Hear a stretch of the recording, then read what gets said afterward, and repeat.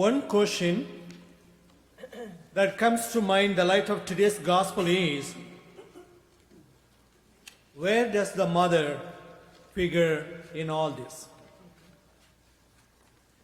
Jesus leaves the mother's role in this story to our imagination.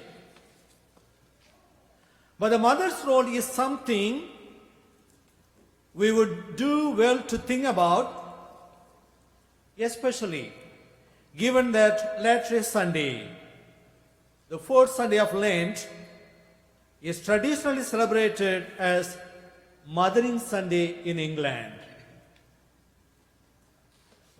The celebration of Mothering Sunday in England can be traced back to around the time of Norman conquest, where the custom developed of visiting the church where one was baptized.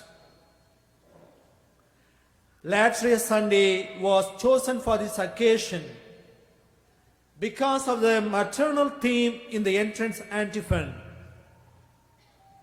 Rejoice, Jerusalem, all who love her. Be joyful, all who are in mourning. Exult and be satisfied at her consoling breast. In more recent times, Mothering Sunday has also become an opportunity to honor mothers in the family home, as well as Mother Church, since it was an occasion that brought the whole family together. There are many ways in which we should be grateful to our mothers. My mother was the person who brought me into the world. She helped me and sustained me when I was helpless. She comforted me when I was upset and reassured me when I was frightened. She was the first person I formed a relationship with.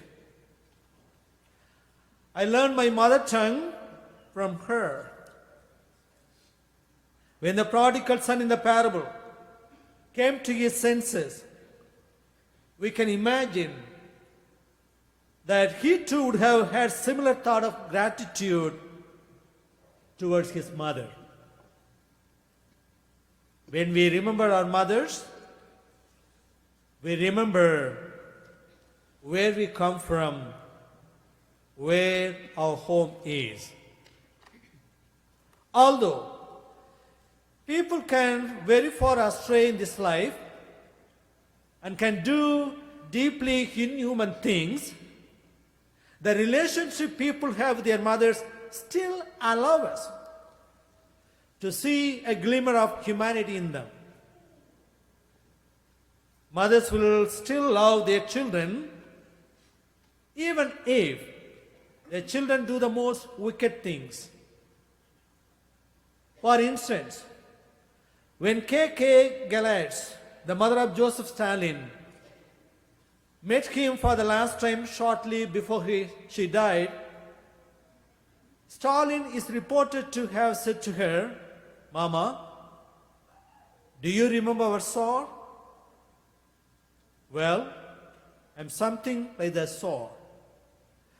To which she replied, "You have done better to become a priest."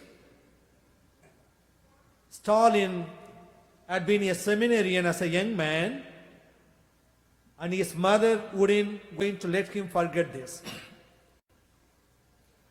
Being devoutly religious to the end of her life, she would, no doubt, frequently pray for her son's conversion. For that is what devout mothers most desire for their children. It can be a cause of great sorrow for mothers when they see their children lose their faith.